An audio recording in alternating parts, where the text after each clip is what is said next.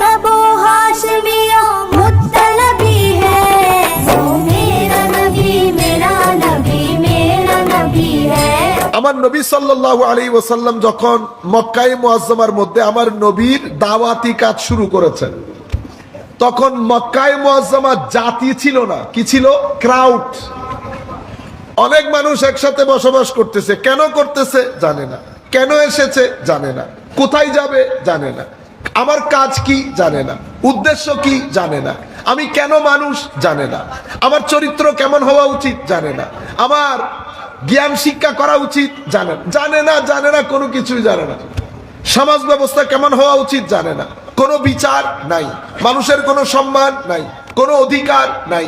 মানুষ গরু ছাগল ভেড়ার মতো জীবন যাপন করত, যার যা মন চাই করত, যার যাকে মন চাই উঠাই আনতো, যার যাকে মন চাই লাগাই দিত পেটের মধ্যে, যার যাকে মন চাই অপমান করত। মানি জীবন যাপনের কোন তর্জ তরিকা, কোন গ্রামার ছিল না। সেই কারণে ঐতিহাসিকগণ ওই সময়ে থাকা মানুষগুলাকে বলতো human rubbish. Human rubbish, rubbish মানি আপনারা আমরা যখন ছাদ দেই তো ইটের কংকর করতে হয়, কংকর করার সময় ইটের কিছু একেবারে পেস্ট হয়ে বালির মতো কোথাও কাজে লাগানো যায় না, আমরা এগুলাকে কি বলি? রাবিশ। তো হিউম্যান রাবিশ মানে এমন হিউম্যান, সে নিজেও জানে না কেন আসছে, কি কারণে আসছে, কোথায় যাবে, কি কারণে যাবে। এটাকে বলে ক্রাউড, এটাকে বলে ক্রাউড। কেন? কারণ তার চোখ আছে, কিন্তু চোখ তাকে কি কারণে দেওয়া হয়েছে হি ডাজন্ট নো। কান আছে, কান কি কারণে দেওয়া হয়েছে জানে না। সে মানুষ কেন তাকে বানানো হয়েছে জানে না। সে রব্বুল আলামিনের পক্ষ থেকে খলিফা, এটাও সে জানে না। চরিত্র কেমন ছিল, মানুষ হিসেবে কেমন ছিল, কোরআনের একটা আয়াত পড়লে আমরা বুঝতে পারি। আমার আল্লাহ বলছেন চোখ দিলাম, কি কারণে দিলাম খবর নাই, কান দিলাম, কি কারণে দিলাম খবর নাই। সত্য এসে গেছে, কোরআন এসে গেছে, নবী এসে গেছে, তারা যা মন চাই নবীকে বলতো, আমার নবী করে দেখাতেন। বলতে বলতে বলতে এতটুকুন বলছে, চন্দ্র দ্বিখণ্ডিত করে দেখান, চন্দ্র দ্বিখণ্ডিত করে দেখান। আবু জাহাল আইসা বলে আমার মুটের মধ্যে কি আছে বলেন। আরেকজন আইসা বলে হুজুর ওই গাছ যদি আপনার কথা শুনে তাইলে ঈমান আনবো। মানুষের ডিমান্ডের কোনো সীমা পরিসীমা ছিল না। যার যা মন চায় আমার নবীর দরবারে আসতেন, বলতেন। কেউ ঠাট্টা বিদ্রুপ করতেন আমার নবী সাল্লাল্লাহু আলাইহি ওয়াসাল্লামের সাথে, কেউ বেয়াদবি করতেন, কেউ নিজেদেরকে মুসলমান পরিচয় দিয়ে শানের সালতকে খাটো করার চেষ্টা করতেন। এই ছিল পরিস্থিতি। তাদের চোখের সামনে ঘটনাগুলা ঘটতেছে, তারা দেখছে আমার নবী পারিবারিকভাবে অসম্ভব ঐতিহ্যবাহী। তারা দেখছে যে এরকম বিষাক্ত পরিবেশে আমার নবী কখনো মিথ্যা বলে না, এরকম বিষাক্ত পরিবেশে আমার নবী অসম্ভব ভদ্র, এরকম বিষাক্ত পরিবেশে আমার নবী কখনো কারোর সাথে উচ্চ আওয়াজে কথা বলে না। এরকম বিষাক্ত পরিবেশে আমার নবীর জ্ঞান, আমার নবীর উইজডম, আমার নবীর আদব, আমার নবীর আখলাক, আমার নবীর দূরদর্শিতা, আমার নবীর সামাজিক অবস্থা, আমার নবীর সামগ্রিক অবস্থা দেখে কনভিন্স হওয়ার কথা ছিল, কিন্তু না হয়ে বিভিন্ন ধরনের প্রশ্ন করে তারা অনেকটা ছেঁচড়ামি করতো নবীর সাথে, বেয়াদবি করতো আমার নবীর সাথে। কেন করত? কারণ তারা মানুষ হিসেবে জাতি ছিল না, কি ছিল? ক্রাউড। মানুষ যখন একটা বড় কয়েক সমাজ, কয়েক শহরের মানুষ একসাথে হয়ে যখন জাতি না হয়ে ক্রাউড হয়ে যায়, তখন এই মানুষগুলো খাদ্যের মধ্যে মিশাবে, খাদ্যের মধ্যে মিশাবে। গরুও খাওয়াই দেবে, গরুর নাম দিয়ে কুকুরও খাওয়াই দেবে। এই মানুষগুলার চরিত্র আপনি কল্পনাও করতে পারবেন না, নিচে যেতে যেতে কতটুকুন যাবে। এই মানুষগুলা 3 টাকার জিনিসকে মুহূর্তের মধ্যে 20 টাকা করে দেবে। আপনি এই যে সমাজের মধ্যে এই জিনিসগুলা দেখছেন, আমার চাচা নামাজও পড়ে, প্রথম কাতারে নামাজ পড়ে, কিন্তু হোটেলের জন্য যখন বাজার করতে যায় সবচেয়ে খারাপ জিনিসটা হোটেলের জন্য কিনে আনে, এবং এমন এমন জিনিস হোটেলের মধ্যে অথচ টাকা নিচ্ছে, কিন্তু টাকা অনেক বড় বড় হোটেলে 5 টাকা, এখানে তো কোনো গ্রামার নাই, যার যা মন চাই। চট্টগ্রাম শহরে এক ব্যক্তি দেখলাম সিম্পল একটা চিকেন বলতে মুরগির একটা রান, এই রান আর একটু সালাদ একটু চিপস, সে দাম হেঁকেছে 850 বা 834 টাকা। এটা কেন বেড়েছে? ক্রাউড হওয়ার কারণে। যদি জাতি হইতো এই কাজ করা কখনো সম্ভব হতো?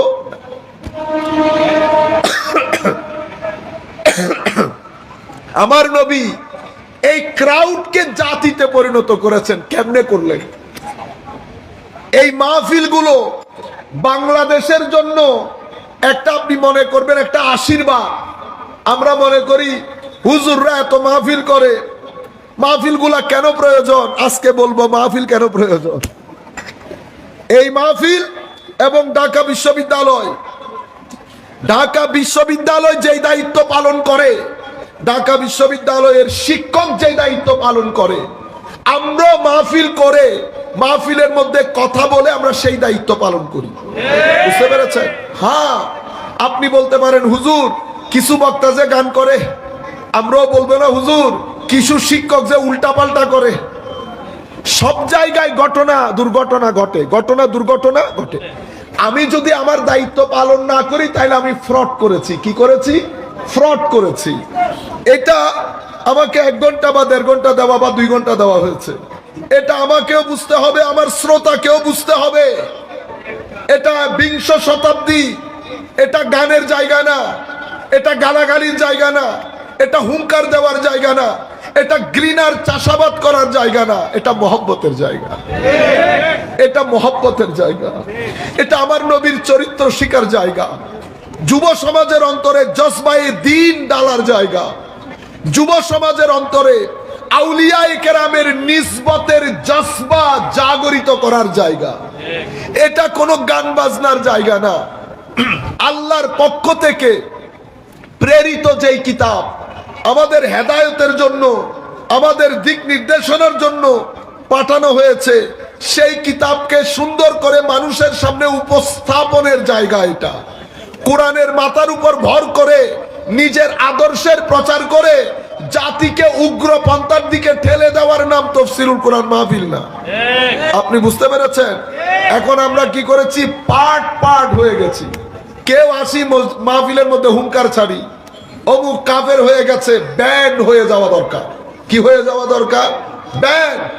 আপনার কারণে কিছুদিনের মধ্যে সরকার যখন মাহফিলের বিরুদ্ধে বিভিন্ন ধরনের পদক্ষেপ নিতে বাধ্য হবে, কারণ আমি যখন এখানে ঘৃণার চাষাবাদ করব, আমি যখন মারামারি করব, আমি যখন গণহারে মানুষকে কাফের বানাবো, সরকারের একটা দায়িত্ব আছে না? সরকারের মধ্যেও কিছু লোক ধর্ম পছন্দ করে না, আছে না?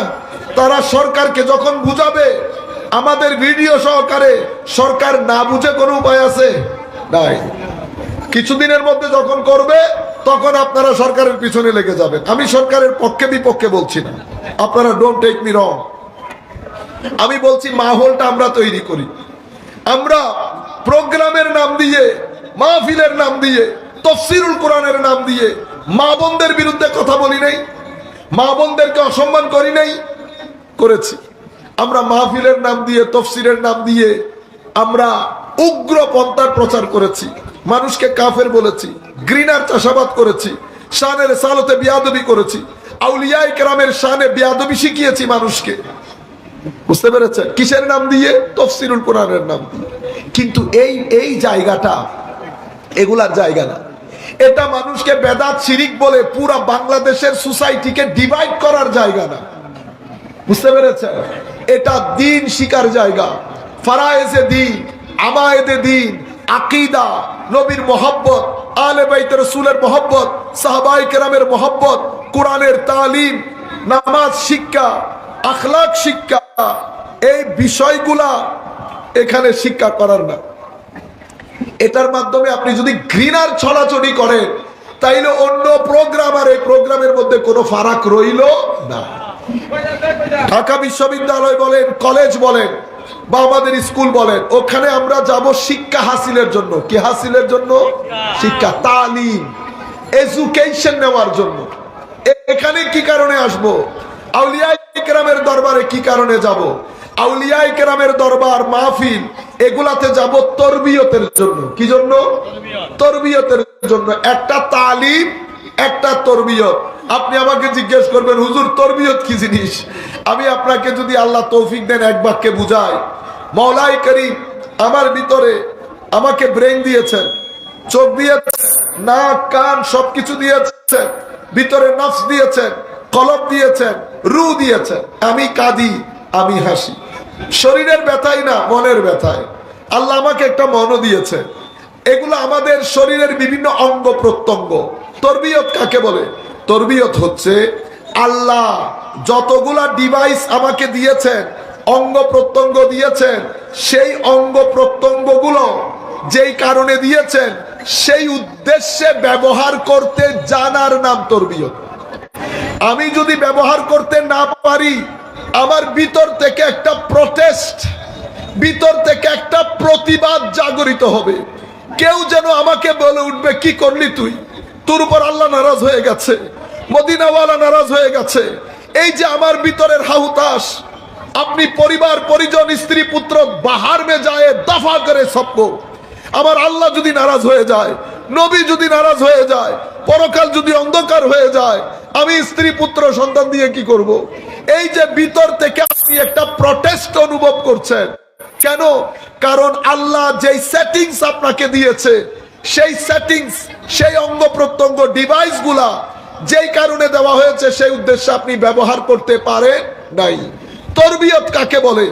আপনি যখন কোন ওলির দরবারে আসবেন, কোন মাহফিল, ওলি বুজুর্গের মাহফিলে আসবেন, কোন হাক্কানি আলেমের মাহফিলে বসবেন, উনি আপনাকে শিখাবে নফস কেন দেওয়া হয়েছে, রু কেন দেওয়া হয়েছে, কলব কেন দেওয়া হয়েছে, চোখ নাক কান এগুলা কেন দেওয়া হয়েছে, এগুলা কিভাবে ব্যবহার করতে হবে। এগুলা ব্যবহার না করলে ভিতর থেকে আপনি প্রতিবাদ কেমনে ফিল করবেন, এই জিনিসগুলাই মাহফিলের মধ্যে শেখানো হয়। এই মাহফিল তরবিয়তের জায়গা। আউলিয়ায়ে কেরাম আউলিয়ায়ে কেরামের দরবার, এটা তরবিয়তের জায়গা। আমাদের তালিমও দরকার, তরবিয়তও দরকার। তালিম ব্রেইনের, তরবিয়ত কলবের। তালিম ব্রেইনের, তরবিয়ত নফসের। তালিম ব্রেইনের, তরবিয়ত রুহের। রু, নফস, কলব, এটা আমাদের মানুষকে দেওয়া হয়েছে। এই তরবিয়ত কোন বিশ্ববিদ্যালয় কলেজ করবে না। এটা হয় মাহফিলের মধ্যে হয়, নতুবা আউলিয়ায়ে কেরামের দরবারের মধ্যে হয়। আপনারা বুঝতে পেরেছেন? আপনি কোনটাকে ছাড়বেন, কোনটাকে গ্রহণ করবেন?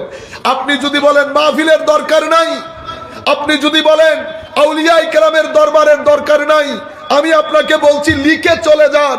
আপনি আপনার সমাজ থেকে ক্রাইম রেট কমাইতে পারবেন না, আপনি ড্রাগ ডিলিং কমাইতে পারবেন না, আপনি আপনার সমাজ থেকে রেপ কমাইতে পারবেন না, অসামাজিক কার্যকলাপ কমাইতে পারবেন না। আপনি কি মনে করেন আপনি আইন করে পারবেন? আইন করে যদি পারতো, আমেরিকা পারতো, ইংল্যান্ড পারতো, অস্ট্রেলিয়া পারতো, কানাডা পারতো। এই সমস্ত দেশ পারে না, আপনি পারবেন? পারবেন না। মনে রাখবেন, আইন করে করা যায় না। এই জন্য আল্লাহ আমাদেরকে দ্বীন দান করেছে, এই জন্য আমার নবী এসেছে। সেই কারণে উম্মতে মুসলিমার দেশে দেশে যখন মাহে রমজান আসে, কি আসে? মাহে রমজান। কি হয় জানেন? পুরা উম্মতে মুসলিমার দেশে ক্রাইম রেট একেবারে নিচে চলে আসে, অসামাজিক কার্যকলাপ নিচে, ড্রাগ ডিলিং নিচে, ইফটিজিং নিচে, ড্রাগ মদ্যপান নিচে, হতাহত খুনাখুনি নিচে, সমস্ত প্রকার ক্রাইম, দুর্নীতি থেকে শুরু করে সমস্ত ক্রাইম নিচের দিকে চলে আসে। কি কারণে? আপনি বলবেন হুজুর রমজানের বরকতের কারণে। আমি জানি রমজানের মধ্যে বরকত আছে। রমজানের বরকতের সাথে সাথে মূল ভূমিকা যেটা পালন করে সেটা হচ্ছে দ্বীন, আমার নবীর আনীত বিধান। কিভাবে? আমার নবী তাসকিয়ার যে খেদমত, পরিশোধনের যে দায়িত্ব পালন করেছেন, যেটা পরবর্তীতে আউলিয়ায়ে কেরামের মাধ্যমে হয়েছে তরবিয়ত, সেটা কি? আপনি আপনার ভিতরের এই সেটিংস, যেটা কলব, নফস, রূহ, এটাকে যদি আপনি প্রপারলি হ্যান্ডেল করতে না পারেন, মানুষ জাতি থেকে ক্রাউডে পরিণত হয়। কি থেকে ক্রাউডে? জাতি থেকে ক্রাউডে পরিণত হয়। আপনার নফসের সেটিংস বরবাদ হয়ে গেছে। কেমনে বুঝবেন? আপনার ব্যবহারের মধ্যে উগ্রতা থাকবে, আপনার চোখে অশ্লীলতা থাকবে, আপনার গাগতিক অ্যাপ্রোচের মধ্যে মার মার হাঙ্গামা হাঙ্গামা টাইপ একটা অ্যাপ্রোচ থাকবে। ঘটনা কোথায় ঘটেছে জানেন? ঘটনা ভিতরে ঘটেছে। ভিতরটা দেখা যায় না, বাইরটা দেখা যায়। সিমটমে বোঝা যায়। নফস যখন বিগড়ে যায়, কলবের মধ্যে যখন ফাসাদ সৃষ্টি হয়, আমার নবী বলছে কলবের ফাসাদ পুরা শরীরের মধ্যে এটা ছড়িয়ে পড়ে ক্যান্সারের মতো। কিসের মতো? ক্যান্সারের মতো। ক্যান্সার যেমন, হায় হায়, মওলাই করিম আমাদের সমস্ত মানুষদেরকে আল্লাহ দুরারোগ্য ব্যাধি থেকে হেফাজত করুন। আমি আমার যুবক তরুণ প্রজন্মকে বলবো, বেটা আপনারা মোবাইল ব্যবহারে সতর্ক হোক। মোবাইলের মধ্যে সময় কম দেওয়া শুরু করেন। আপনারা আস্তে আস্তে নিজেদেরকে ডেভেলপ করেন। যেই পরিমাণ মোবাইল আপনারা ইউজ করছেন, 5 থেকে 10 বছরের মধ্যে আপনারা ডিপ্রেসড হয়ে যাবেন, ফ্রাস্ট্রেটেড হয়ে যাবেন। আপনারা নিজেদেরকে ফ্রাস্ট্রেশন থেকে বাঁচাতে পারবেন না। এই ফ্রাস্ট্রেশন আপনাদেরকে দুরারোগ্য ব্যাধির দিকে নিয়ে যাবে। ক্যান্সারের মতো দুরারোগ্য ব্যাধি থেকে আপনারা বাঁচতে পারবেন এটা আমি বলছি না, বিশ্ব স্বাস্থ্য সংস্থার ভবিষ্যৎবাণী হচ্ছে অতি মাত্রায় ডিভাইস কেন্দ্রিক হওয়া এক পর্যায়ে আপনাদেরকে দুরারোগ্য ব্যাধির দিকে নিয়ে যাবে। আপনারা কি চান এই সুন্দর জীবন দুরারোগ্য ব্যাধির মাধ্যমে নষ্ট হয়ে যায়? এই দুরারোগ্য ব্যাধি যখন মানুষের শরীরের মধ্যে জার্ম ঢুকে আস্তে আস্তে মানুষের শরীরের যে স্ট্রাকচার সেটার সৌন্দর্য নষ্ট করে দেয়। আচ্ছা বালা স্মার্ট একটা মানুষ 10 দিনের মাথায় 3 মাসের মাথায় আর চিনা যায়? চিনা যায় না। ঠিক সেরকম কোন ব্যক্তির কলবের মধ্যে যখন ফাসাদ তৈরি হয়ে যায়, ফাসাদ তৈরি হয়ে যায়। আমার ভাই, আমি ফ্লাইটে ঢাকা চিটাং থেকে ঢাকা আসতেছিলাম। আমার ডান পাশে একজন চাইনিজ বসেছে, চাইনিজ। বাম পাশে 3 জন আমাদের বাংলাদেশি ভাই। ভদ্রলোক, আপাদ মস্তক ভদ্র মানুষ বলে না, আপাদ মস্তক ভদ্র মানুষ। আমি বসলাম, ওয়েলকাম করলো, জিজ্ঞেস করলো কেমন আছি, অথচ তার দেশের লোক না। সুন্দর করে হাসি দিল। আপনারা খুব মনোযোগ দিয়ে শুনবেন। সুন্দর করে হাসি দিল, আমার সাথে কথা বললো। আমি কমফোর্ট ফিল করলাম, কেন যেন আমার ভালো লাগতে শুরু করলো। আপনি দেখলেন প্রথম দেখাতে মুস্কি হাসি দিয়ে সে আমার ভিতরের জগৎকে কনভিন্স করে ফেলেছে। সে আমাকে মেসেজ দিয়ে দিয়েছে আমি অনেক ভদ্র মানুষ। আমি বসলাম, আমার চোখ লেগে এসেছে, পানি দিয়েছে। ইয়ার যারা প্লেনের লোকজন, ভদ্রলোক 40 মিনিট আমার পানির বোতল হাতে নিয়ে বসে আছে। আমি ফ্লাইট নামার পরে যখন চোখ খুলেছে আমাকে বলতেছে দিস ইজ ইউর ওয়াটার। এটাকে বলে আখলাক। এটাকে কি বলে? আখলাক, চরিত্র। সে কিন্তু আমাকে একটা মেসেজ দিয়ে চলে গেছে। এমন একটা মেসেজ দিয়েছে যে আমি আজকে মসজিদের মাহফিলে ওই ব্যক্তির কথা স্মরণ করতে বাধ্য হচ্ছি। এটাকে চরিত্র বোমা বলে। কি বলে? চরিত্র বোমা, যেটা আমাদের মধ্যে দূর দূর পর্যন্ত নাই। আমরা অসম্ভব অভদ্র, আমরা অসম্ভব উগ্র। মুহূর্তের মধ্যে আমাদের মুখের ভাষা আপনি থেকে তুইয়ে পরিণত হয়। আমরা মসজিদের মধ্যে পাঞ্জে গানা নামাজ পড়ি, মুখোশ পরে যেন। নামাজের সাথে আমাদের চরিত্রের কোনো মিল নাই। আমরা মানুষকে অনায়াসে ঠকাই, অনায়াসে মানুষের সাথে বেয়াদবি করি, অনায়াসে মানুষকে ছোট করি। আমি চিন্তা করে দেখলাম, আমার নবী যদি আজকে সামনে বসা থাকতো, নবীর সামনে যদি এই চাইনিজ থাকতো, আর 4 জন নবীর উম্মত বসা থাকতো, বলেন তো দেখি আমার নবী কাকে গ্রহণ করতেন? আমাদেরকে আমার নবী গ্রহণ করতেন না। কারণ আমাদেরকে আমার নবী ভয় করতেন, কোথায় নিয়ে যাব, কোন জায়গায় নিয়ে যাব, মারামারি শুরু করবো। কাজে আমি আপনাদেরকে বিশেষ করে তরুণ প্রজন্মকে বলছি, বাসায় গিয়ে আজকে আমরা আমাদেরকে আয়নার মধ্যে দাঁড় করাবো। আমার নবীর দেওয়া চরিত্র আমাদের ভিতর আছে কিনা, আমার নবীর দেওয়া বিধান আমাদের ভিতর আছে কিনা, আমার নবী কলবের যে সেটিংস এর কথা বলেছে, কলবকে সেইভাবে আমরা সেট করতে পেরেছি কিনা। আমরা মোবাইল সেটিং করি, আমরা ল্যাপটপ সেটিং করি, কলব সেটিং করতে হবে না। নফস রু সেটিং করতে হবে না। সেই সেটিংস গুলার মধ্যে যদি বিঘ্ন ঘটে, কি হয় জানেন? তাই স্যুট পরা মানুষ কথাবার্তায়, চালচলনে, উঠা বসায় আপনি ইজিলি বুঝতে পারবেন ভিতরে কলবের মধ্যে ফাসাদ আছে। কি আছে? ফাসাদ আছে। হয় লোভী হবে, নতুবা অভদ্র হবে, নতুবা গালিগালাজ করবে, নতুবা লুঙ্গি হাঁটুর উপরে উঠবে। অসভ্য মানুষ যা যা কিছু করে সবকিছু ওই ব্যক্তির মাধ্যমে সম্ভব হবে যদি কলবের মধ্যে ফাসাদ সৃষ্টি হয়। কলবের মধ্যে যদি ফাসাদ হয়, জাতি জাতি হয় না, জাতি ক্রাউড হয়। আপনি সেই ক্রাউডকে বিশ্বাস করতে পারবেন না। সেই ক্রাউডের মধ্যে আমার বোন কখনো নিরাপদ হবে না। সেই ক্রাউডের মধ্যে রাত্রিবেলায় আমি নিজেকে নিরাপদ মনে করতে পারবো না। সেই ক্রাউডের মানুষ আমি তাকে কোনোভাবে কাবার পেটের মধ্যে আমি তাকে বিশ্বাস করতে পারবো না। কেন? ক্রাউড। এই ক্রাউডকে যখন আমার নবী জাতিতে পরিণত করতেছে, কিভাবে করেছে? আমার ভাইয়েরা, দুইটা বড় অস্ত্র ব্যবহার করেছেন আমার নবী। দুইটা বড় বোমা আমার নবী ফাটিয়েছেন ক্রাউডকে জাতিতে পরিণত করার জন্য, নেশনে পরিণত করার জন্য। আমার নবী দুইটা জিনিস, একটার নাম এলম, জ্ঞান, আখলাক, আরেকটার নাম আখলাক তথা চরিত্র। এই দুইটা হুইল, দুইটা চাকা, একটা জ্ঞান, একটা চরিত্র। এই দুই জিনিস আমি নিজের মধ্যে যত বেশি ধারণ করব, তত বেশি আমি আমার নবীর নৈকট্য অর্জন করব। মনে রাখবেন, মুখের কথা সবাই বলতে পারে। এই যেই জায়গায় বসে আমি কথা বলছি, আপনারা বলেন না বক্তা, এটা বক্তার জায়গা না, এটা বক্তার জায়গা না, এটা জাতি গঠনকারীর জায়গা। আমাদের আউলিয়ায়ে কেরাম বক্তা ছিলেন না, জাতি গঠনকারী ছিলেন। এরা আমাদেরকে আজকে বলে না, ইংল্যান্ডের মধ্যে আমার এক ভাই ইংলিশ, আমাদের লোকাল লোক, বড় নেতা, তোমাদের সংখ্যা লঘু, মাইনরিটি। আল্লাহ, সংখ্যা লঘু আবার কি জিনিস? এটা তোমরা আমাদেরকে শিখিয়েছো। আমাদের আউলিয়ায়ে কেরাম আমাদেরকে বলে না এরা সংখ্যা লঘু, বলেছে?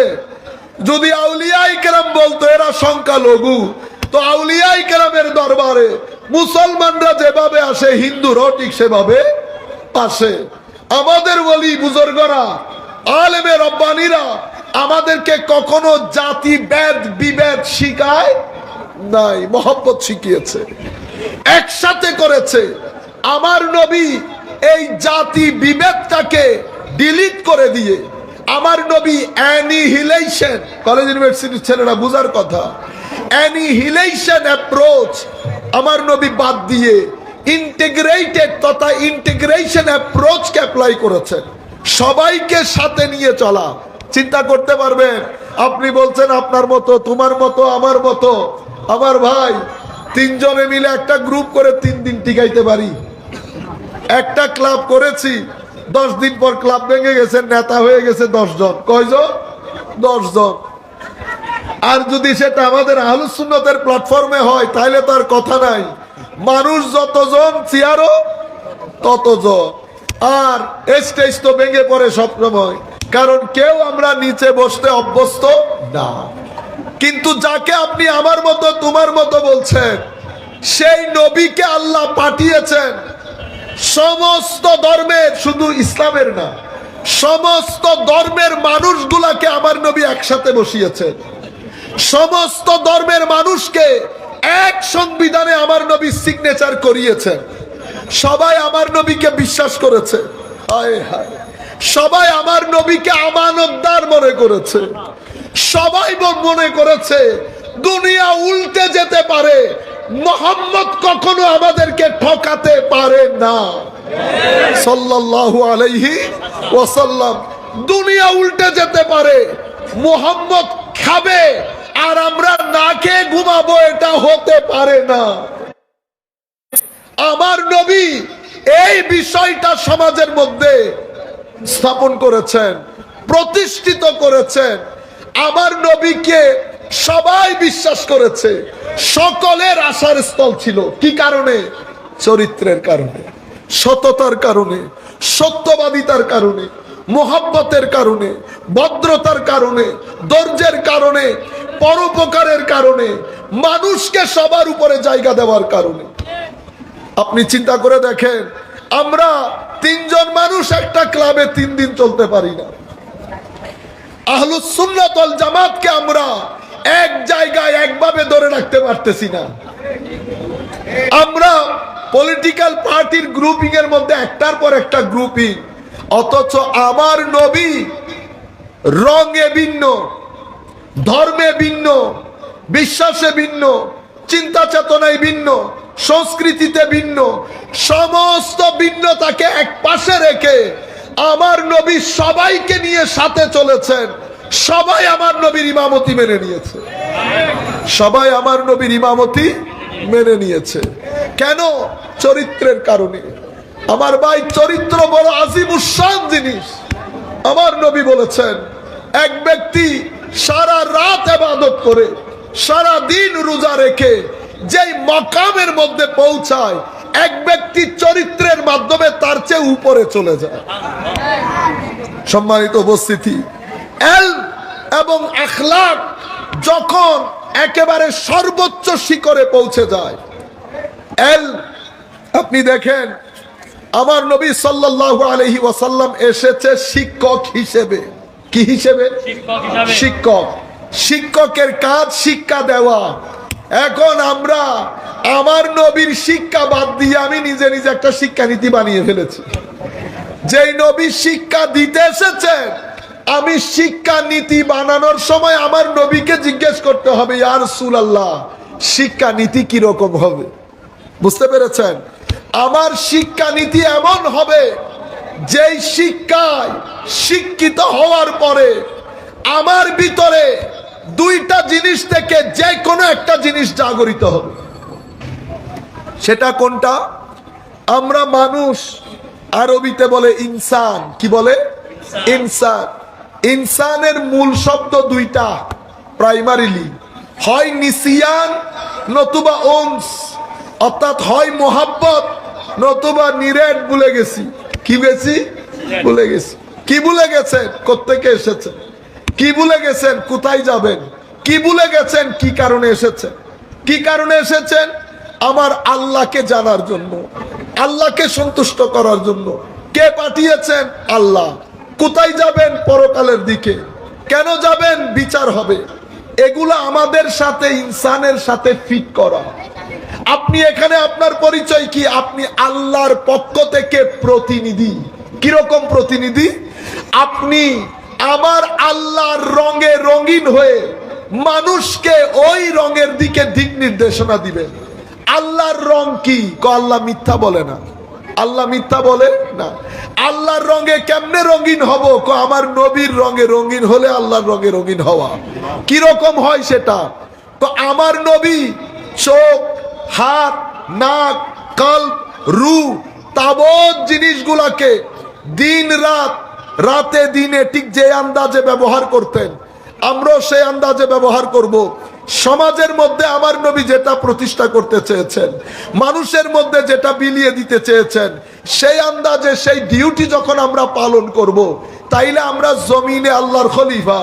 আমি জমিনে আল্লাহর খলিফা, সকাল বিকাল আল্লাহর বান্দাদেরকে ঠকাই, খলিফা হলো এটা খেলাফত।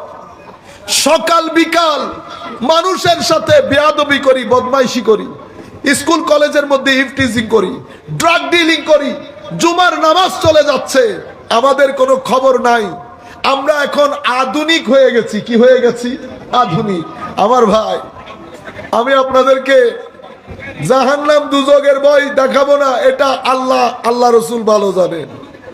আপনি দিন বাদ দিয়ে, সালাতুল জুমআ বাদ দিয়ে, মিলাদ মাহফিল বাদ দিয়ে আপনি যতই আধুনিক হোক, আপনি ঘর গাড়ি বাড়ি নতুন করতে পারবেন, জীবনের মধ্যে শান্তি প্রতিষ্ঠা করতে পারবেন না, সমাজের মধ্যে শান্তি প্রতিষ্ঠা করতে পারবেন না। আপনারা বলছেন দিন দিন কেন করেন? কারণ করি এই কারণে দিন বাদে সমাজের মধ্যে মানুষের মধ্যে শান্তি প্রতিষ্ঠা করতে পারবেন না। শান্তি ছাড়া মানুষ চলতে পারবে না। শান্তি এমন একটা জিনিস পৃথিবীর কোনো বাজারে পাওয়া যায় না। শান্তি এমন একটা জিনিস মানুষ এই জিনিস ছাড়া সমাজের মধ্যে বসবাস করতে পারে না। আপনারা বুঝতে পেরেছেন? এটা আল্লাহ আল্লাহর হাতে রেখে দিয়েছেন। এবার আপনি নাচতে থাকেন, এবার আপনি নাচতে থাকেন, কোথাও দেখা মিলবে না। মৌলা কখন দেখা মিলবে? যতক্ষণ তোমার ভিতরে ঈমান এবং আমল না আসবে ততক্ষণ তুমি শান্তির দেখা পাবে না। আপনি মনে করছেন শুধু আখিরাতের জন্য, আপনারা আমরা মনে করি শুধু কবরের আযাবের জন্য। নো, ঈমান আমল বাদে কবরের আযাব তো কবরে হবে, দুনিয়ার মধ্যেও আমি আযাব থেকে রেহাই পাবো না। যাই হোক, আমি আপনাদেরকে যেটা বুঝাতে চাচ্ছি সেই জিনিসটা হচ্ছে, আমার নবী সাল্লাল্লাহু আলাইহি ওয়াসাল্লামকে সবাই বিশ্বাস করেছেন। আমার নবীর যে শিক্ষানীতি, আমি যখন শিক্ষা শিখব, আমি শিক্ষার নীতি কি হবে আর শিক্ষার অবস্থা দেখেন। আমার নবীকে আল্লাহ প্রথম ওহী দিয়েছেন, এটাও শিক্ষা বিষয়ক, ঠিক না? ঠিক তো? আপনারা আমার কথা বুঝতে পারতেছেন? আচ্ছা, একটু আওয়াজ করলে ভালো লাগবে। সালাতুনিয়া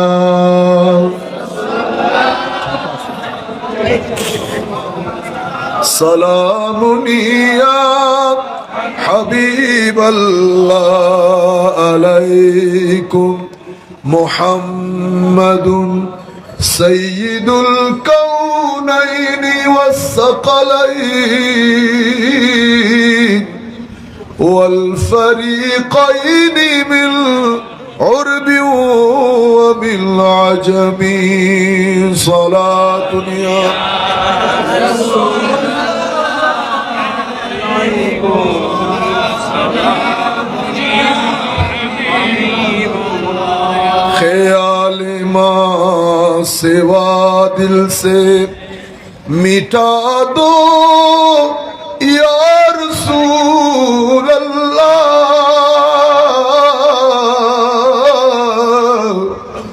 हिजाबे जुल्मते बशरी उठा दो या रसूल अल्लाह सलातुन या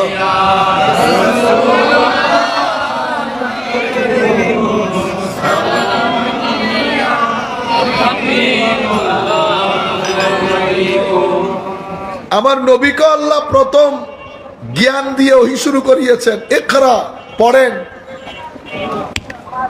মাওলা আমাদের পড়ার মধ্যে আসল জিনিস কি? কি কারণে পড়ব?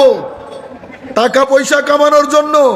মনে রাখবেন, টাকা আপনি পড়ালেখা যখন করবেন, ইন্ডাস্ট্রি যখন বানাবেন, অটোমেটিক্যালি ইন্ডাস্ট্রি থেকে ওয়েস্ট বের হবে।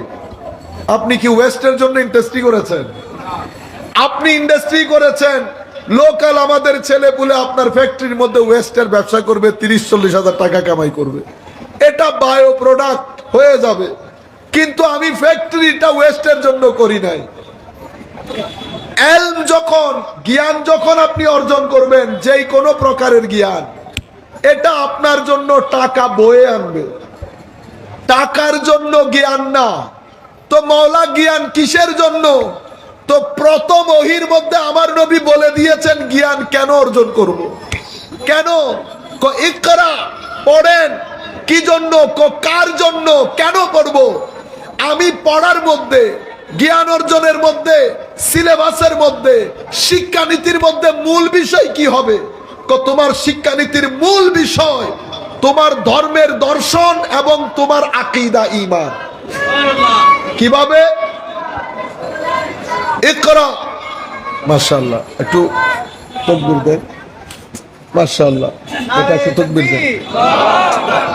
নারে রিসালাত, নারে গাউসিয়া, মগবাজার দরবার শরীফ, বিশেষ বক্তার আগমন, হযরত মাওলানা মুফতি মুহাম্মদ শহীদুল্লাহ বাহাদুর সাহেবের আগমন। নারে তাকবীর, নারে রিসালাত, নারে গাউসিয়া, মগবাজার দরবার শরীফ। আল্লামা শহীদুল্লাহ বাহাদুর সাহেবের আগমন। মাশাআল্লাহ। আমরা আজকের এই মাহফিলের সম্মানিত বিশেষ বক্তা, আমাদের আপনাদের সকলের সুপরিচিত তরুণ আলেমে দ্বীন মুফতি শহীদুল্লাহ বাহাদুর সাহেবকে আমাদের আজকের এই মাহফিলে ওয়েলকাম করছি। দোয়া করি মাওলাই করিম উনাকে ওনার হায়াতের মধ্যে, রিজিকের মধ্যে আল্লাহ লক্ষ কোটি বরকত দান করুন। এখন আমার শিক্ষার মূল কি হবে? তো বলা হচ্ছে তোমার শিক্ষার মূল তোমার ধর্মের দর্শন এবং তোমার আকীদা ও ঈমান, তাওহীদ, রিসালাত, এই বিষয়গুলো আমি যে লেখায় পড়াই করি, আমি অর্থনীতি পড়ি, ধর্মনীতি পড়ি, ফিজিক্স পড়ি, কেমিস্ট্রি পড়ি, মেডিকেল সায়েন্স পড়ি, আমার যে শিক্ষায় আমি অর্জন করব, আমার শিক্ষার মূলের মধ্যে ধর্মীয় দর্শন থাকতে হবে। কেন? আমার আল্লাহ বলছেন ইকরা, হাবিব পড়েন। কিভাবে পড়বো? কবি ইসমি রব্বিক, বিসমি রব্বিক পড়বেন, পড়েন, তবে আপনার প্রভুর নামে পড়বেন। এখন আমাদের ঘটনা কি? আমরা প্রথম 7-8 বছর যেই ধর্মকর্মগুলা পরিবারের মধ্যে শিক্ষা নেই, সেটা পরবর্তী 15 বছরে কি হয়ে যায়? হাওয়া হয়ে যায়। এই শিক্ষা থেকে যখন আমরা বের হয়ে আসি, দিন তখন আমাদের ভিতরে থাকে না। দিন না থাকার কারণে আমরা সমস্ত প্রকার অরাজকতাগুলা করতে পারি। দিন ভুলে গেছি, দিন ভুলে গেছি। এবং এখন শিক্ষানীতি মধ্যে আমি যখন আমার নবীর কাছ থেকে শিক্ষা নেব, আমার নবীর কাছ থেকে কেন নেওয়া দরকার? কারণ আমার নবীর যে শিক্ষানীতি সেটা পরীক্ষিত শিক্ষানীতি। 1200 বছর পৃথিবীর মধ্যে সভ্যতার আলো জ্বালিয়েছে, পৃথিবী ধসে পড়ে নাই, সভ্যতা ধসে পড়ে নাই। পৃথিবীর মধ্যে তখন ড্রাগ ডিলিং বেড়ে যায় নাই, ডিভোর্স বেড়ে যায় নাই, অশান্তি বেড়ে যায় নাই, ডিপ্রেশন বেড়ে যায় নাই। সেই কারণে আমাদের দরকার আমার নবীর শিক্ষানীতি বাস্তবায়ন করা। বুঝতে পেরেছেন? মনে রাখবেন, আমাদের ধর্মের ক্রাক্স কি বলেছি? আপনারা আমার দিকে তাকাচ্ছেন তো? প্লিজ, ধর্মের ক্রাক্স, মূল নলেজ এবং চরিত্র, নলেজ এবং চরিত্র, এটা আমাদের ধর্মের ক্রাক্স, মূল জায়গা দখল করে আছে সেটা। এবং আমার নবীর এই দুইটা জিনিসকে মহান আল্লাহ মহান বলেছেন। এমনিতে আমার নবীর সবকিছু মহান, সবকিছু মহান, কিন্তু এই মহান নবীর দুইটা জিনিসকে মহান প্রভু মহান বলেছেন। কোনটা? একটা আমার নবীর জ্ঞান, আর একটা আমার নবীর চরিত্র।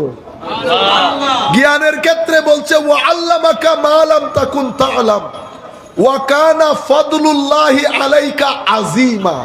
জ্ঞানের ক্ষেত্রে বলেছে এটা, আর চরিত্রের ক্ষেত্রে বলেছে ওয়া ইন্নাকা লাআলা খুলুকিন আযীম। চরিত্র মহান, জ্ঞানের ক্ষেত্র মহান। আর আপনি বলতেছেন এবিসিডি জানে না, হইলনি কথা। না না আমার ভাই, ভুল পড়েছেন, ভুল জায়গার কিতাব পড়েছেন, ভুল শিক্ষকের কাছে পড়েছেন। নবীর শানে এমন জবান ব্যবহার করে না, এটা সুন্দর না, উম্মত হিসেবে হক আদায় হয় না। বুঝতে পেরেছেন? সভ্য ছেলে বলে বাবা নিরেট মূর্খ হলেও বলে আমার বাবা অনেক জ্ঞানী। আর যদি অসভ্য ছেলে হয়, অসভ্য ছেলের কাছে শিক্ষিত বাবা ব্যাকওয়ার্ড। কি জিনিস? ব্যাকওয়ার্ড। আপনি কি জানেন? পুরনো মানুষ, কিছু জানতে হলে আমাদেরকে জিজ্ঞেস করেন। ঘটনা সেরকম না? সম্মানিত উপস্থিতি, আমি আপনাদেরকে মূল যেটা বুঝাতে চাচ্ছি, আমার নবী ওহির শুরু জ্ঞান। আল্লাহ যখন আদম আলাইহিস ইসলামকে আদমের শ্রেষ্ঠত্বের প্রকাশ করেছেন, তখনও আল্লাহ জ্ঞানকে ভিত্তি বানিয়েছে। জ্ঞানকে ওয়া আল্লামা আদামাল আসমাআ কুল্লাহা সুম্মা আরাদাহুম আলাল মালাইকা, ওখানেও জ্ঞান, ওখানেও। আমার নবী সাল্লাল্লাহু আলাইহি ওয়াসাল্লাম এই যে আদম আলাইহিস ইসলামের শ্রেষ্ঠত্বের মধ্যেও জ্ঞান, এবং আল্লাহ রাব্বুল আলামিন আমার নবীর এই যে ওহির শুরুটাও জ্ঞান, এবং আমার নবীর শিক্ষার মূলনীতি। আমি যখন নবীকে, নবীর শিক্ষার মূলনীতি গ্রহণ করব, তো নবীর শিক্ষায় নিজেকে সাজাবো, আমার চরিত্র কেমন হবে এটা একবার দেখার বিষয় না? আমি কেউ যখন আমার নবীর শিক্ষানীতি গ্রহণ করবে তো কি হবে? আপনার চরিত্র সূরা ফাতিহার রঙে রঙিন হবে, সূরা ফাতিহার রঙে রঙিন হবে যদি শিক্ষানীতি আমার নবীর শিক্ষানীতি হয়। কি রকম? আপনারা দেখেন এই শিক্ষানীতি ভালো না ওই শিক্ষানীতি ভালো? সূরা ফাতিহার রঙে রঙিন হবে যদি নবীর শিক্ষানীতি হয়। কি রকম? আলহামদুলিল্লাহি রাব্বিল আলামিন, আমার আল্লাহ শুধু মুসলমানের রব না, কুল কায়নাতের প্রতিপালক। যিনি জমিনে আল্লাহর খলিফা হবে, আল্লাহর প্রতিনিধি হবে, তার চরিত্রের মধ্যে এরকম বিশালত্ব থাকবে। সেও কোনো জাতি গোষ্ঠীর মধ্যে সীমাবদ্ধ থাকবে না, সমগ্র জাতির জন্য চিন্তা করবে। সেই কারণে আলেমের দরবারে না আসলেও ওলির দরবারে শুধু মুসলমান আসে নাই, ওলির দরবারে শুধু মুসলমান আসে নাই। কেন? কারণ নবীর দরবারেও শুধু মুসলমান আসতো না। এটা ফুয়ুজাতে রব্বানি আমার নবীর মাধ্যমে আউলিয়া ইকরামের কাছে এসে পৌঁছেছে। এটা কোন শিক্ষানীতির কারণে? কোন নবীর শিক্ষানীতির কারণে। এটা কিসের ফুয়ুজাত? তো আলহামদুলিল্লাহি রাব্বিল আলামিনের ফুয়ুজাত। এটা হচ্ছে আলহামদুর রঙে নিজেকে রঙিন করা, চরিত্রের মধ্যে বিশালত্ব থাকা। এটা কি বলে? আলমগীর হওয়া, আলমগীর হওয়া, খোলা হওয়া, সকল মানুষের জন্য শুভাকাঙ্ক্ষী হওয়া, সকল মানুষের উপকারে আসা। কেন? আমার আল্লাহ খাদ্য শুধু আমাকে দান করেন, আল্লাহ আমাকেও দান করেন, আল্লাহর সাথে যারা শরীক করে তাদেরকেও দান করেন, নবীকে যারা অস্বীকার করে তাদেরকেও দান করেন, খুদ আল্লাহকে যারা অস্বীকার করে তাদেরকেও দান করেন। মানুষও আমরা এরকম হতে হবে। আমি যদি আমার পছন্দ অপছন্দের মধ্যে বিচার করে ফেলি তো নবীর শিক্ষায় আমি শিক্ষিত হই। আপনারা বুঝতে পেরেছেন আমার পয়েন্ট? এরপরে নবীর শিক্ষায় যারা শিক্ষা হবে তাদের চরিত্রের দ্বিতীয় সৌন্দর্য সূরা ফাতিহার আলোকে। আর রহমান আর রাহিম, আমার আল্লাহ পরম দয়ালু, ক্ষমা চাইলেও ক্ষমা করে, ক্ষমা না চাইলেও ক্ষমা করে। দয়া যখন করে তখন দেখে না এটা কে, যোগ্যতা আছে কিনা। দয়া যখন করে আমার আল্লাহ দেখে বান্দার প্রয়োজন আছে কিনা, বান্দা প্রয়োজন আছে কিনা, বান্দা মানছে কি মানছে না, দেখছে কি দেখছে না, আমার আল্লাহ দেখে না। আর রহমান আর রহিম। আর নবীর শিক্ষা নীতিতে যারা শিক্ষিত হয়েছেন তারাও আমার আল্লাহর এই রঙে রঙিন হয়ে ওয়াল আফিনা আনিন নাস, এই বৈশিষ্ট্যে বৈশিষ্ট্যমণ্ডিত হয়। কিরকম? মানুষ ক্ষমা চাইলেও ক্ষমা করে, মানুষ ক্ষমা না চাইলেও ক্ষমা করে দেয়। এটা হচ্ছে নবীর শিক্ষানীতি আমার ভিতরে আছে কিনা সেটা চেক করার জিনিস। মালিক ইয়াউমিদ্দিন, নবীর শিক্ষানীতি আমার ভিতরে আমার পুরো পার্সোনালিটিকে ব্যালেন্স পার্সোনালিটি করবে, আদল এবং ইনসাফ পূর্ণ পার্সোনালিটি। আমি কখনো বায়াসড হব না, আমার আপনের থেকে আপন হলেও আমি কখনো সত্যের বাইরে, আমি কখনো সমীচীনতার বাইরে যাব না। এটা হচ্ছে আমার নবীর দীক্ষায়, নবীর শিক্ষায় শিক্ষিত হওয়া। আমার নবী বলেন নাই আমার ফাতেমাও যদি চুরি করে হাত কেটে দেব। হ্যাঁ, আমার নবী জানতেন না ফাতেমা চুরি করবেন কিনা। এটা ফাতেমা তো জাহরা না, এটা সাইয়্যিদাতু নিসাই আহলিল জান্নাহ না। ও ভাই, যার সিজদার উপর ফেরেশতা অহংকার করত, চুরি করতে আসবে। আমার কিছু ভাই কিছুদিন আগে একজন দেখাইছে, নবী বলেছেন ফাতেমা যদি চুরি করে ফাতেমার হাত কেউ আমার নবী কেটে দেবে। এটা বলে ওয়াজ, কি জিনিস? ওয়াজ। ও বেকু, আমিও তো করবো না বেটা চুরি। চুরি তো দূরের কথা, আমরা যারা আমার নবীর মদিনার বাজারে বিক্রি হয়েছি, তোরা টাকা দিয়ে আমাদেরকে কিনা দূরের কথা, আমাদের জুতো খরিদ করতে পারবে। আমাদের ইমানের গায়রত যদি এরকম হয় তো ফাতেমা তো জাহরার গায়রত গেছে আরো। সাইয়্যিদাতু নিসাই আহলিল জান্নাহ, এটা আমার নবী তো বুঝানোর জন্য বুঝিয়েছে। আমার নবী, তুমি এত বুঝা গেলা কেন? আপনি একটু বেশি বুঝে গেছেন। গায়রতে ঈমান, আপনার গায়রত যদি এরকম হয়, চিন্তা করে দেখেন ফাতেমাতুজ জাহরার গায়রত কিরকম হবে। আমরা এতটুকুন বলতে পারি, যার সেজদার উপর খুদ ফেরেশতারা অহংকার করতেন, এই ফাতেমাতুজ জাহরা রাদিয়াল্লাহু তাআলা আনহা। কিন্তু আমি বলছি চরিত্রের মধ্যে মালিক ইয়াউমিদ্দিন ব্যালেন্স চলে আসে। ইয়াকা না'বুদু ওয়া ইয়াকা নাস্তাঈন, ইয়াকা না'বুদু ওয়া ইয়াকা নাস্তাঈন। নবীর শিক্ষায় যারা শিক্ষিত হয়, তাদের চরিত্রের মধ্যে এই আয়াতের আলো পড়ে, এই আয়াতের রঙে রঙিন করে দেয় চরিত্রকে। কিরকম? ইয়াকা না'বুদু ওয়া ইয়াকা নাস্তাঈনের রঙে রঙিন যখন মানুষ হয়, তার চরিত্রের মধ্যে ইস্তেগনা, বেনিয়াজি, অমুখাপেক্ষিতা, নির্লোভ হওয়া, দুনিয়া একসাথে চলে যাবে। তার চরিত্র নির্লোভ হবে। কেউ টাকা দিয়ে, পয়সা দিয়ে তাকে খরিদ করতে পারবে না। টাকা থাকুক, টাকা না থাকুক, ঘর থেকে ছন্দ দেখা যাক না যাক, ঘরের উপরে ছাদ থাকুক না থাকুক, আল্লামা ইকবাল বলছে মুসলমানের শান হচ্ছে কোন পাখির মতো? বাজ পাখির মতো। বাজ পাখি কোন ঘরে থাকে না, তু শাহী হ্যায়। কি বলেছে? তু শাহী হ্যায়। তোর ঠিকানা কোথায়? কোষ পাহাড়ের উপর। কোথায়? পাহাড়ুন কি ছাটানো পর, কোন ঘরে থাকতে হবে না। বাজ পাখি যেমন বাসা না বানায় না, পাহাড়ের উপর থাকে। মুমিনের শান হচ্ছে সেটা, বাসা বানাবে না, পাহাড়ের উপর থাকবে, মাথা সবসময় উঁচা থাকবে। ইয়াকা না'বুদু ওয়া ইয়াকা নাস্তাঈন, ইহদিনাস সিরাতাল মুস্তাকিম। মুমিন এত বেনিয়াজি, এত বড় হওয়া সত্ত্বেও মুমিন সব সময় ভদ্রতার, নম্রতার কারণে নিচের দিকে হয়ে থাকবে, যেটা আমার নবী হতেন। আমার নবীকে বলছেন ফাবিমা রাহমাতিন মিনাল্লাহি লিনতা লাহুম, হাবিব, আল্লাহর রহমত আপনার উপর, আপনি কি পরিমাণ ভদ্র নম্র, কি পরিমাণ। আমাদের যিনি পীর, আমাদের যিনি শেখ, কুল কায়নাতের যিনি শেখ হুজুর গৌসুল আজম আব্দুল কাদের আল জিলানী রাদিয়াল্লাহু তাআলা আনহু, ওনাকে যখন জিজ্ঞেস করা হয়েছে হুজুর আত-তাওয়াদু তথা ভদ্রতা কাকে বলে, কি জিনিস? হুজুর গৌসুল আজম বলছেন ভদ্রতা হচ্ছে প্রত্যেক ব্যক্তিকে নিজের চেয়ে ভালো মনে করা। প্রত্যেক ব্যক্তিকে বলেন দেখি, এত কাদেরই আমরা, সিম্পল হুজুর গৌসুল আজমের এই শিক্ষা আমার ভিতর আছে কিনা? নামের মধ্যে কাদেরই লাগানো বড় সহজ, কিন্তু সত্যিকার অর্থে হুজুর গৌসুল আজমের রঙে রঙিন হওয়া বড় কঠিন। আমার ভাইরা, আমি কাদেরই বলে লাভ নাই।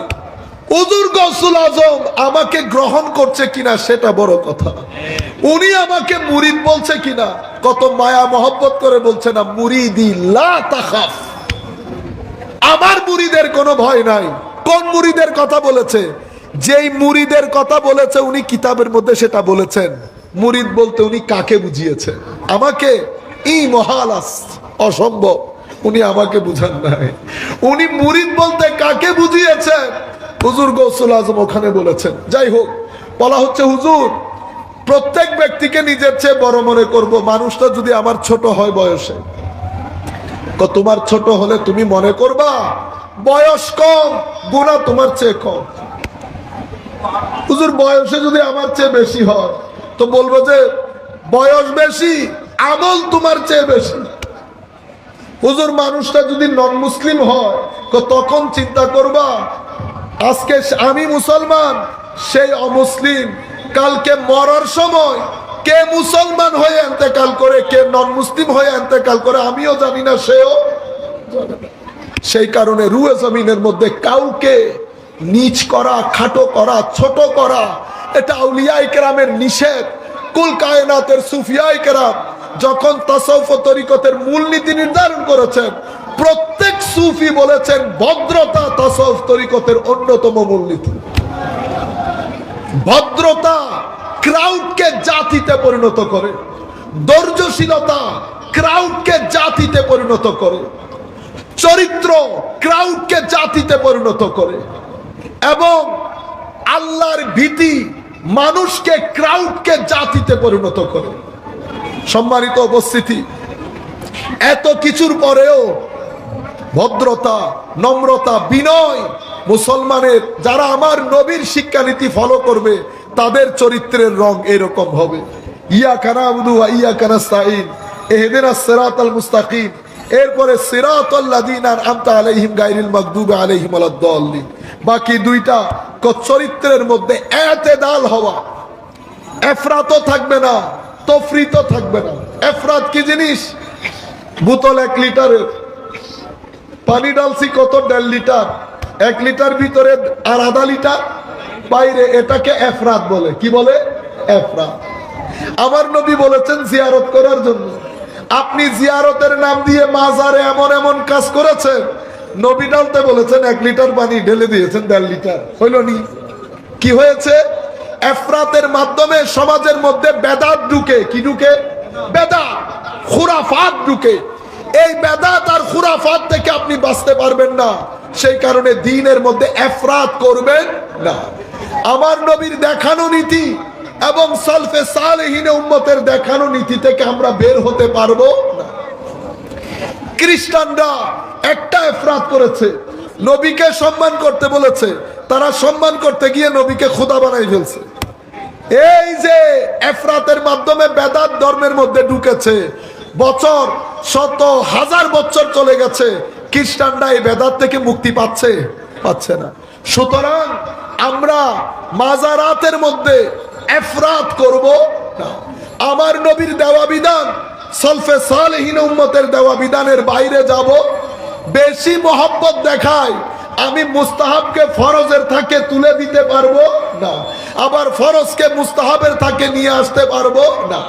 এফরাত যখন করবেন আপনার ধর্মের মধ্যে বেদাত ঢুকে যাবে, খুরাফাত, কুসংস্কার ঢুকে যাবে, দিন থেকে সেটা আলাদা করতে পারবেন না, নতুন প্রজন্মকে এডুকেট করতে পারবেন না। এরপরে আরেকটা কি? তফরিদ। তফরিদ কোনটা? পানি 1 লিটার, বোতল 1 লিটারের পানি ডালছেন আধা লিটার, আর বোতল আধা লিটার খালি। তফরিদ হলে কি হয়? তফরিদ হলে ধর্মের মধ্যে বেয়াদবি ঢুকে। কি ঢুকে? বেয়াদবি। এখানে মুস্তাহাবের একটা থাক আছে, মুস্তাহাবের থাক, এটা ফরজের থাক, এটা ফরজের থাক। আপনি মাস্টারি করে কি করলেন? মুস্তাহাব বলে এটারে ফরজের উপরে তুলে দিলেন অথবা বাইর করে দিলেন। আপনি কমাইতেও পারবেন না, বাড়াইতেও পারবেন না। আপনি এসে কি করলেন?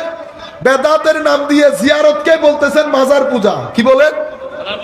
পুরা জিয়ারতকে বলতেছেন মাজার পূজা।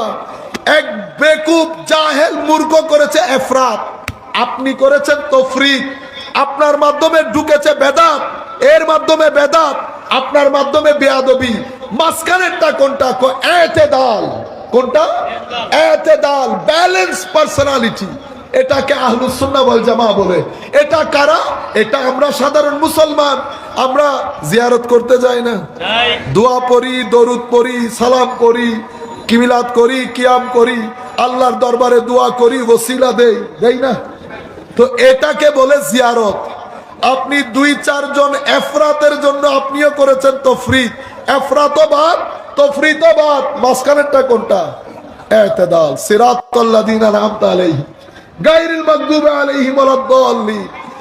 নবী পাক সাল্লাল্লাহু আলাইহি ওয়াসাল্লামের শিক্ষানীতি যখন আমার জীবনে বাস্তবায়িত হবে, আমার হাতে একটা মিজানের পাল্লা থাকবে।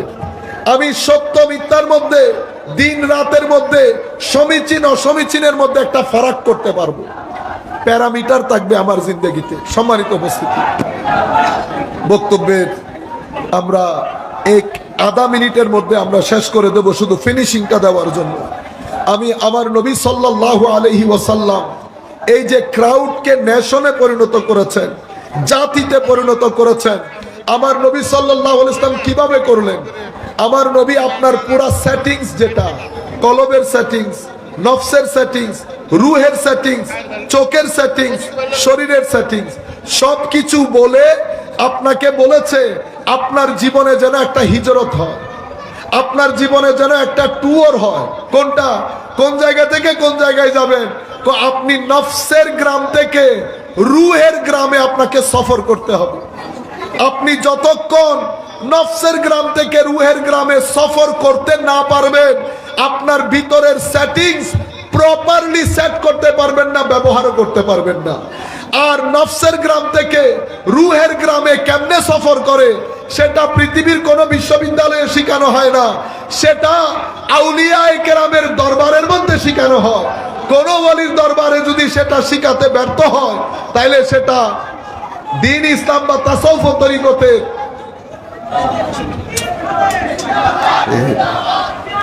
ওয়া আখির দাওয়ানা আলহামদুলিল্লাহি রাব্বিল আলামিন।